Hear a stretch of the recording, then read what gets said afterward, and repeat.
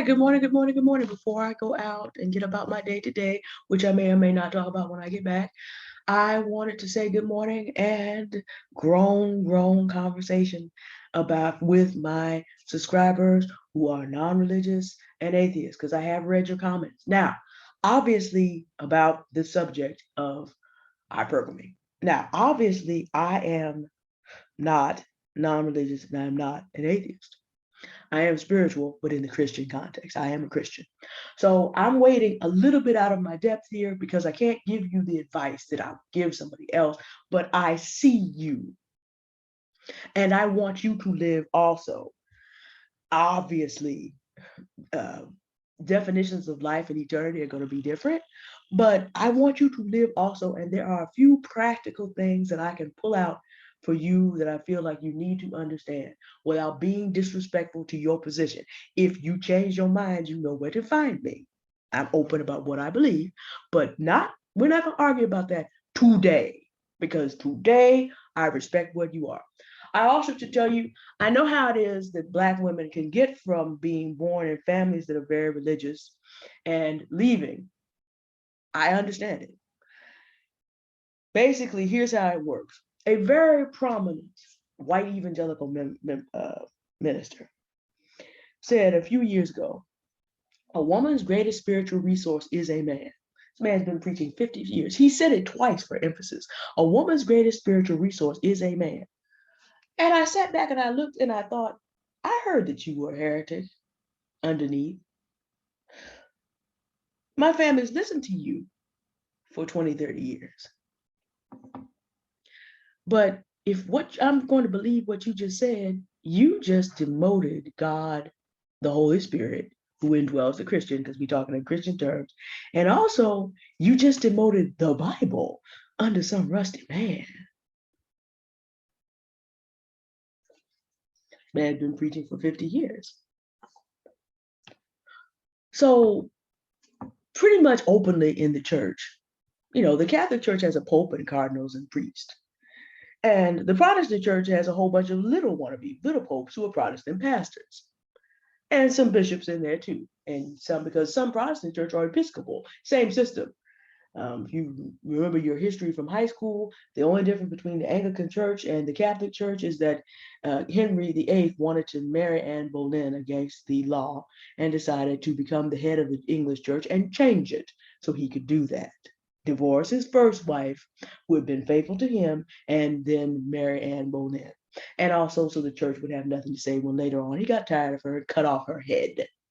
That's the difference. For those of you that come out of the Muslim world, I have studied the history of the caliphate. So you have a similar situation there. You don't, it's not the same, but what you have is we're supposed to be saying that we have allegiance to the creator of the universe. Again, an argument about identity we're not going to have today. But instead, these men have these religious systems where they can impose themselves as God. And since in the Black community, most people in church are women, men of the religious viewpoint are openly in these buildings for a very long time, asserting their rights to live as gods on the earth over the women. I understand why a lot of you left. I get it.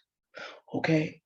However, out of the frying pan, you live in a society. Why could this old he's not Anglo-Saxon.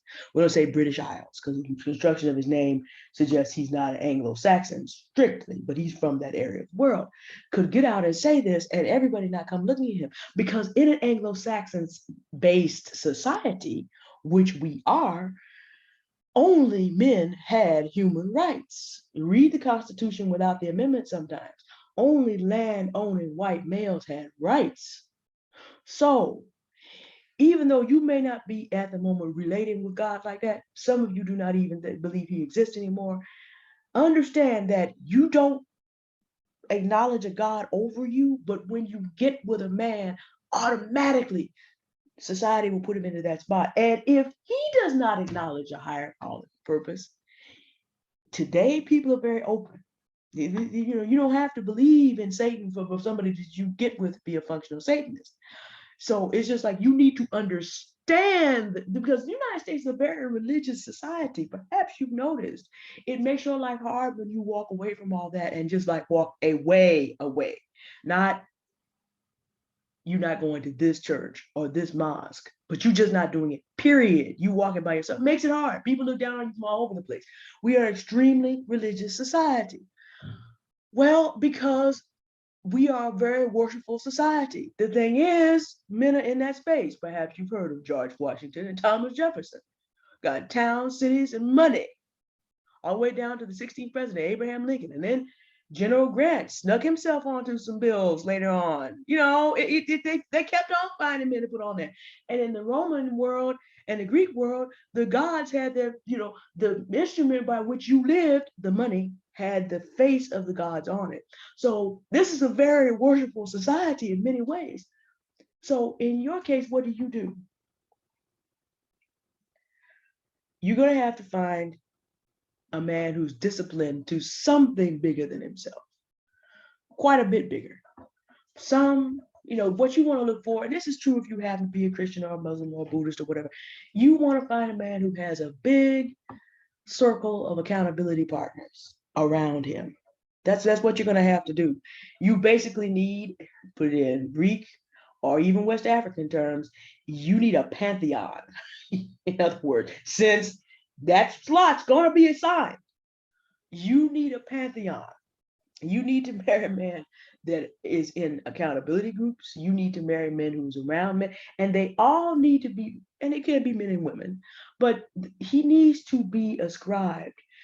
Some of you, now I can't go back to ancient Africa because to be non-religious in ancient Africa did not exist. So now I've got to go to the culture that gave us a system called evolution that put them at the top of the totem pole. I need to go there, a system that worship themselves in the form of the Greco-Roman gods, because this way, these are systems that removed a god above them who was transcendent to them and put themselves in the spot. And then that didn't work out as well, so that they leave. The Greek is probably your first person that really espoused a system of the universe in which a god was not necessary.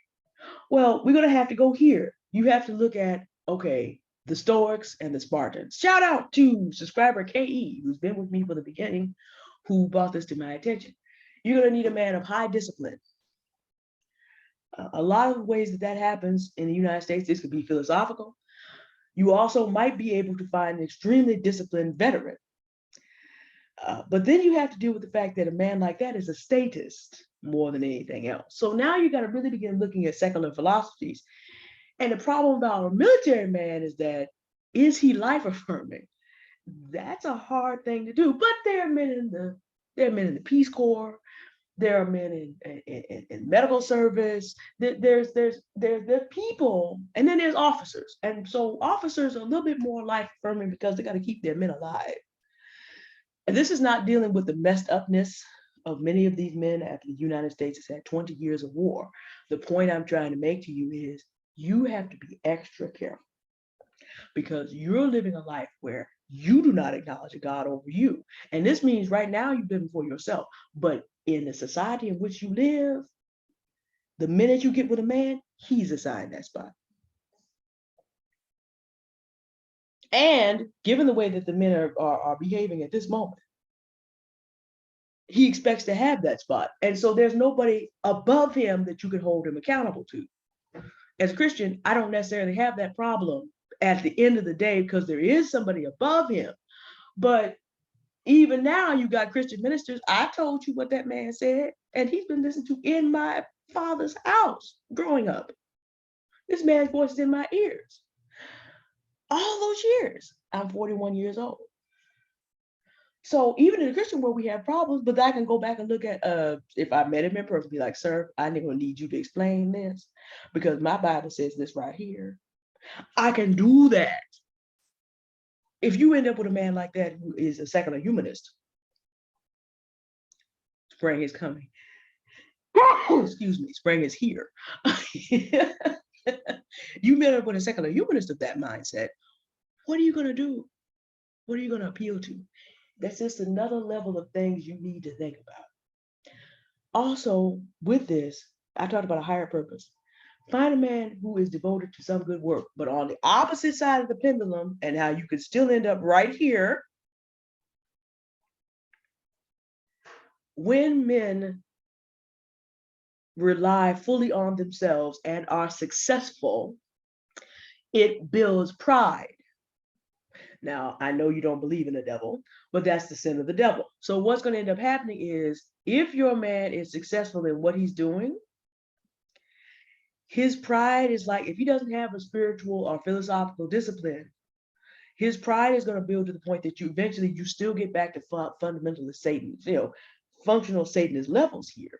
Because the more proud he gets, the less he's going to think of you.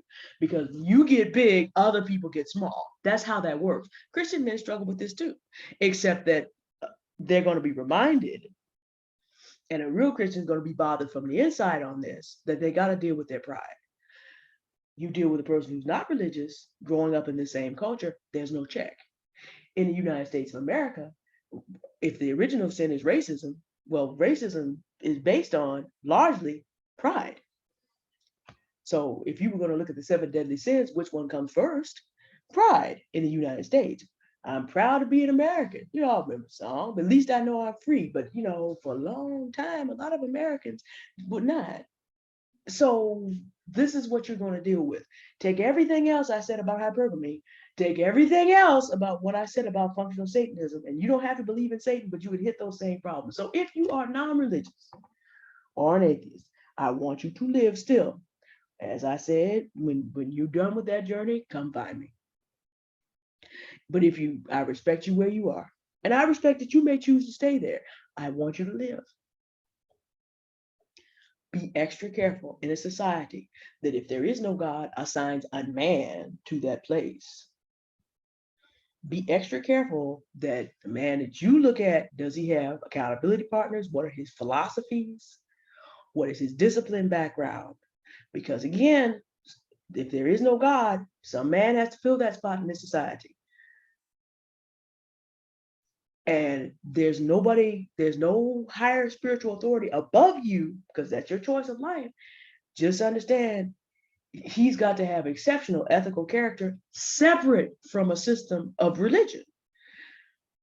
I'm not saying you can't do it, because there's very moral people who are non-religious. You just have to be really, really careful, okay?